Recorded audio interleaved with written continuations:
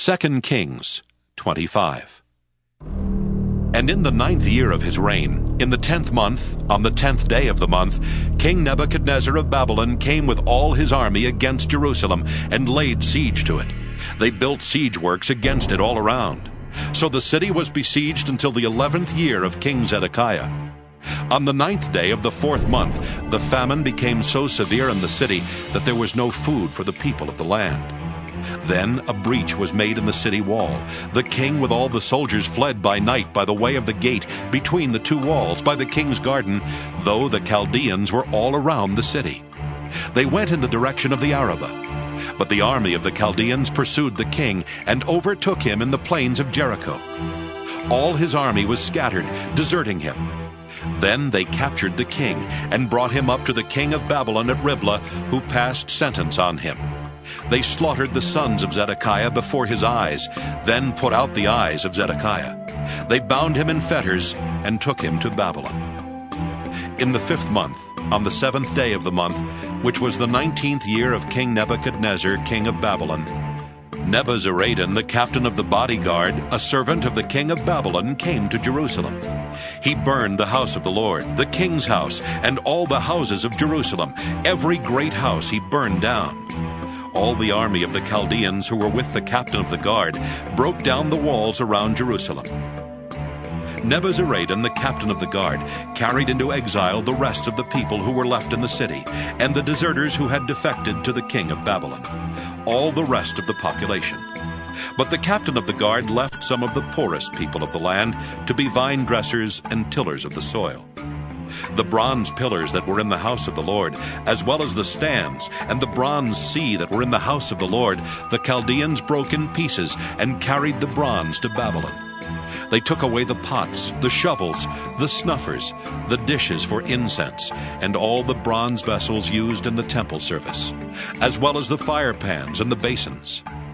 What was made of gold, the captain of the guard took away for the gold, and what was made of silver for the silver.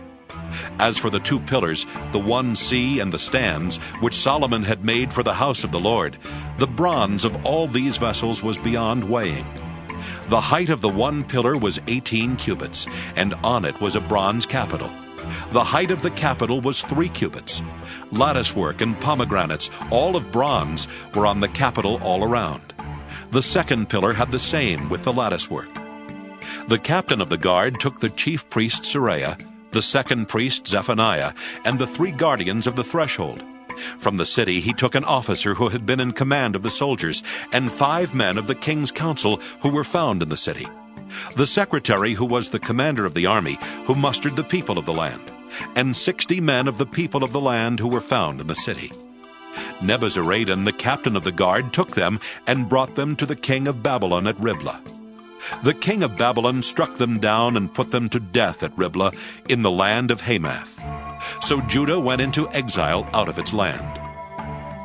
He appointed Gedaliah, son of Ahikam, son of Shaphan, as governor over the people who remained in the land of Judah, whom King Nebuchadnezzar of Babylon had left.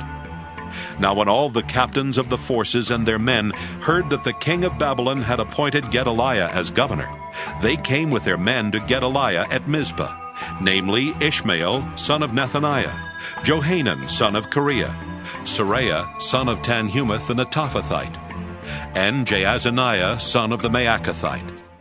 Gedaliah swore to them and their men, saying, "Do not be afraid because of the Chaldean officials.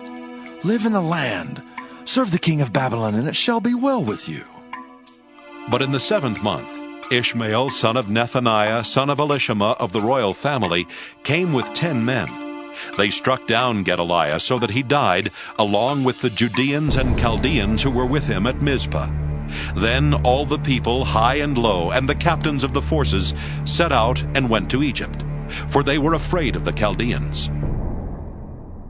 In the 37th year of the exile of King Jehoiakim of Judah, in the 12th month, on the 27th day of the month, King Evil-Merodach of Babylon, in the year that he began to reign, released King Jehoiakim of Judah from prison. He spoke kindly to him and gave him a seat above the other seats of the kings who were with him in Babylon. So Jehoiakim put aside his prison clothes. Every day of his life he dined regularly in the king's presence. For his allowance, a regular allowance was given him by the king, a portion every day as long as he lived.